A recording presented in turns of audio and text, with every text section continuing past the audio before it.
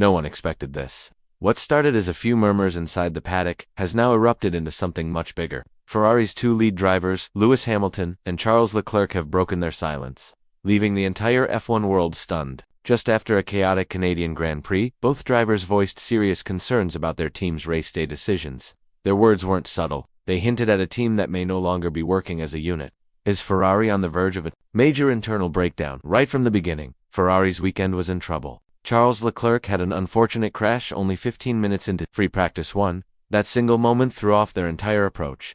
The damage to his car meant the team missed valuable time understanding how the track was behaving, a crucial factor at Montreal, where surface grip can shift without warning. With very little running time and barely any solid data, Ferrari entered the weekend already playing catch-up. Not only was their pace lacking, but their understanding of tire behavior and car setup was also behind compared to others. As they moved into qualifying, things didn't get any better. A red flag in Q2, caused by Isaac Hadjar's incident, halted Leclerc's chance of getting one final push lap.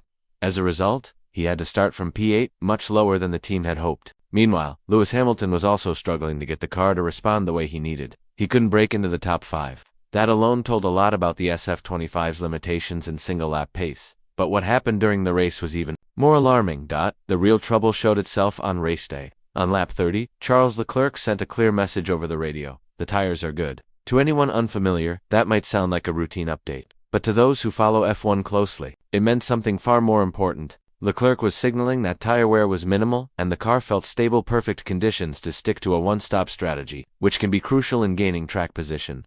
In a sport where every second matters, his input should have guided the next move, but minutes later, Ferrari made a call that raised eyebrows across the paddock. They called Charles into the pits and gave him another set of hard tires. The decision made no tactical sense and directly contradicted the feedback their own driver had just given. Instead of using the chance to go bold or change the strategy, based on live data, the team locked themselves into a cautious plan. 2 pit stops now became unavoidable. Leclerc's frustration was immediate and raw. Over the team radio, his voice cut through sharply. "Why did we box? I told you the tires were fine." The response he received was mechanical and lacking urgency. "We're following plan B," but the track had changed. The situation had shifted. Sticking to a preset plan without adapting had serious consequences. Once back on track, Charles found himself behind a pack of slower cars. His pace dropped, his rhythm disappeared, and the momentum he had before the stop was gone. The chance to move up and fight at the front faded quickly. He couldn't break into the top 5 not because of his performance, but due to decisions made from the pit wall. After the race, Charles Leclerc didn't hold back. Speaking to the press, he made it clear the issue wasn't just about poor results, it was about how decisions were being made. "The tire wear wasn't high. I could have finished with just one stop," he said. That single sentence cut straight to the core of Ferrari's problem. His frustration wasn't just with the outcome, it was with a system that seems resistant to change, one that doesn't prioritize driver input when it matters most. It wasn't just Leclerc feeling the heat. While the cameras didn't catch everything, Lewis Hamilton had his own set of battles in Montreal. From the opening laps, he sounded annoyed. The car felt off balance. He struggled with rear grip, making it hard to push consistently. But the biggest moment came when he radioed in, asking, "Where did I lose 25 seconds? What followed was awkward silence. Then vague replies. There was no specific feedback, no solid reasoning, just uncertainty. It felt as though Hamilton was driving without clear direction, no detailed strategy updates, no firm answers. It was as if the man who once dominated the sport was now left to guess how to approach the race on his own. After the checkered flag, his post-race comments spoke volumes. "We didn't react quickly enough. Other teams made changes. We didn't. I've been requesting updates, and they just haven't come." These weren't the words of a driver just upset with car performance. He was questioning the team's overall responsiveness and leadership.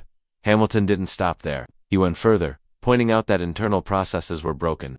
"There are a lot of things that need to be fixed," he said. And the way he said it suggested the real problems weren't on the racetrack, they were inside the garage. Behind closed doors, Lewis Hamilton's words weren't just off-the-cuff remarks made in the heat of the moment. They were measured, pointed, and aimed directly at the structure of the team. It wasn't just about setup errors or pit timing. It was about how the entire operation was running. His message was clear. Something fundamental is broken at Ferrari. And it's not just the car. After years at Mercedes, Hamilton is no stranger to high-performance environments. When he talks about a lack of communication or slow progress, it's not coming from inexperience, it's coming from someone who knows what a winning formula looks like. So, when he says things feel stuck, or when he's left wondering what's going wrong during a race, it sends a strong signal that Ferrari may be falling behind, not just on track, but in mindset. What makes this situation even more alarming is that both drivers Leclerc and Hamilton are now publicly voicing the same concerns.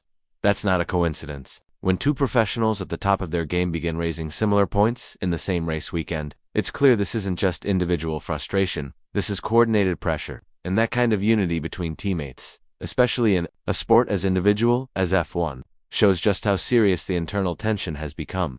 Their tone wasn't explosive, but it didn't need to be. Every sentence, every word, seemed carefully chosen to send a message not just to fans or media, but directly to Ferrari's management. They're not just talking about one bad race or a few missed chances. They're warning that trust within the team is wearing thin.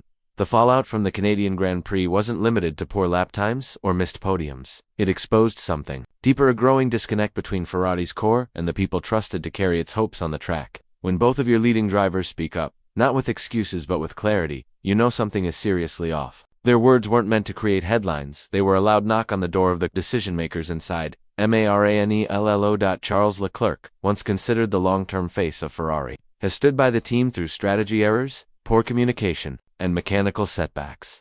He's shown patience even when it hurt his own chances.